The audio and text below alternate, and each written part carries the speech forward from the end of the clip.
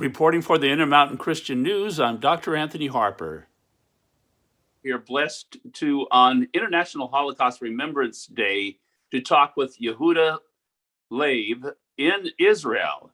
And thank you for Yehuda for joining me on this very special day. It is a special day. As a Holocaust child myself, my entire family on my mother's side was killed in the Holocaust. She was able to get out because she was sponsored and able to come to America. The family sponsored her in 1937. Otherwise, of course, I wouldn't be alive and I wouldn't be with us. So the Holocaust means much to me. The organization of the idea of the International Holocaust Day was a UN concept. That was one good thing that the UN has done for the Jewish people.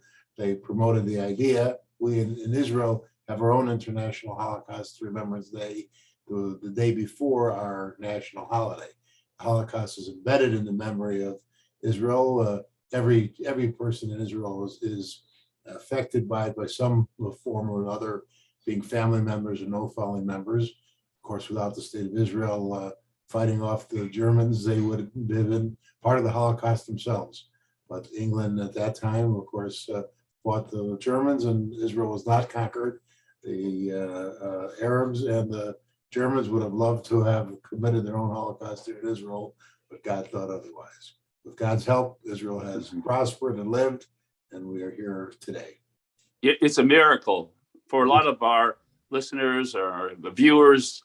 For many evangelical Christians, they see Israel as a real miracle, and 1948 was a very miraculous event, very special. And so from this, Christians believe in the Bible. We share the same Bible, the First Testament, and this is the Israel being brought back to life is a full prophecy come true from the Bible, from the others that believe.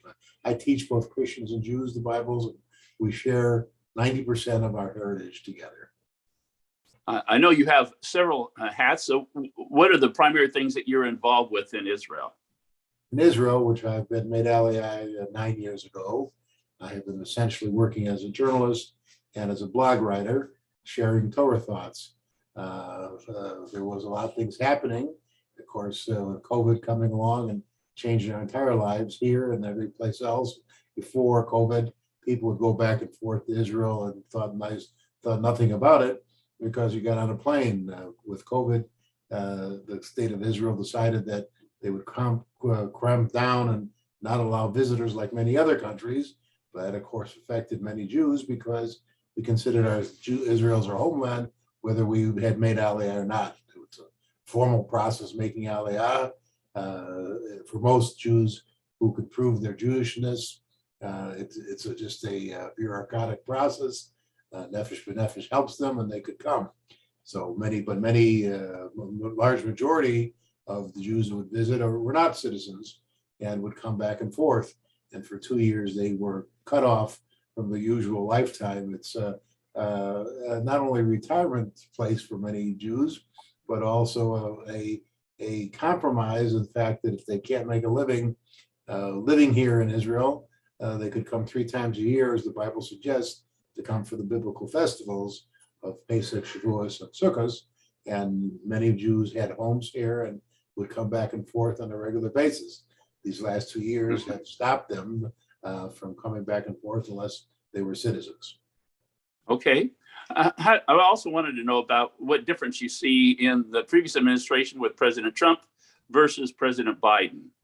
Well, for 8 years before President Trump, we were hanging on by our teeth to the country because Obama had an agenda of fighting with Israel to try to make himself look good. And it took the strength of Bibi to stand up to him. He had several discussions. We should return to 67 lines before the war. There would be the death of Israel. The country is a tiny country the size of New Jersey or San Diego County. And without being able to defend their borders, how could you have a country? So we stood up to Obama, and as a result, Obama couldn't stand them. And we had 8 years of tension. When Trump came aboard, his main ambassador, Ambassador Friedman, previously his bankruptcy lawyer, was a good friend to him, and he is an Orthodox Jew like me, and the same type of situation, where same kind of age, type of situation. He would go back and forth, as I was discussing, between Israel and the United States, and he had a house, he had an apartment here in Jerusalem. I would daven with him many times in the synagogue that I go to. He single-handedly, having had Trump's ear, brought the major issues to fruition, and Trump pretty much rubber stamped them. With Trump's departure, Biden didn't want to start any trouble particularly, but many of the reforms that Trump did have been suffering under Biden's presidency. There's also a big issue for a lot of evangelical Christians, that is dividing Israel. There is this prophet Joel chapter 3, verse 2, that warns about dividing Israel, and this Palestinian state idea has been promoted, I know, by President Obama as well as Biden now. But even during the Trump administration, there was a peace plan map with Jared Kushner. You're aware of that? Yes, of course. Well, the concept has been, like always, normally you have a good idea when you have two people arguing divided. It's worked before. But the trouble is with this problem is that the country was divided. When the UN voted for separation, they already set up Jordan and other states as Arab states. There are like 50 Arab states and only one Jewish state. And as we say, we're a tiny state as it is. The entire state is the size of New Jersey. So yes, how tiny we are, how can you divide it up any further without having defensible borders? And we've shown since Oslo in 1990, which is almost 30 years already, the Palestinians, whoever was leading them, never kept their word for the peace agreements, continued to kill and attack us. How can you trust them to keep their word before, when over 30 years they didn't?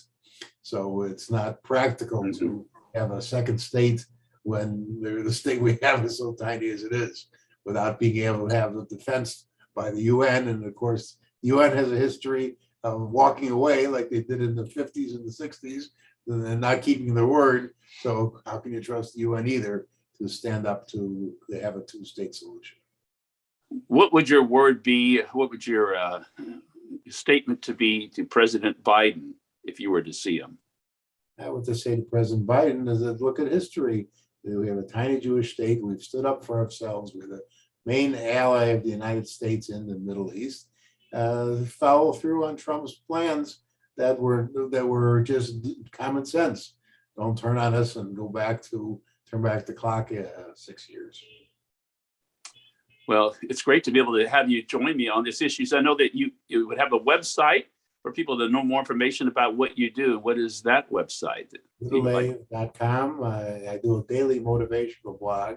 It's essentially set to Jews because I write a lot of Torah and I write a lot of Jewish concepts and ideas, but it's about 50-50 with news from Israel, and Christians who are interested in Jewish ideas will be just as interested as the Jews that I write to. All my readers are people like myself, retired rabbis, religious people that go to synagogue every day, are interested in synagogue every day, and live the life of a Jew in Israel, which is what everyone wants to be able to do. And very few of us are privileged to be able to make that point and get it done. And I am one of those privileged people from God. Thank you, Yehuda, for sharing. And may God bless everyone, especially on International Holocaust Remembrance Day, January 27th, a very special day. I want to encourage people to pray for Israel, to pray for you and everyone in Israel in these very tumultuous times. I love everybody to join my blog. It's free, of course. They'll learn a lot of stuff. I'm open to any questions people have on any subject. So if they want their local rabbi to give them some good Orthodox rabbi to give them answers, I'm available at any time. And join my blog, yehudalave.com, or send me an email at yehudalave@gmail.com. Thank you so much, Anthony. Pleasure. This is a snowy day in Jerusalem. We had 5 inches of snow last night. It was like being in Chicago, not like in Jerusalem. A very special day to have snow there. Very special day. Well, thank you, Yehuda. Be talking with you soon. Thank you. Bye-bye. We read news every day. News that's informative, but rarely encouraging. The Intermountain Christian newspaper aims to change that. They present the news you need to know, from what's going on in your community to your world, with encouraging words, motivation, and the resources you need to make positive changes in your life. What is your local government doing that you need to know about? What's happening in your community you need to be a part of? Whether it's a story from your neighborhood, a national story, or an encouraging word, you'll find biblical issues of everyday life in the Intermountain Christian newspaper. Intermountain Christian News is produced and supported by the work and donations of individuals and churches. You'll find it at churches, Christian bookstores, by subscription, and online at imcnews.org.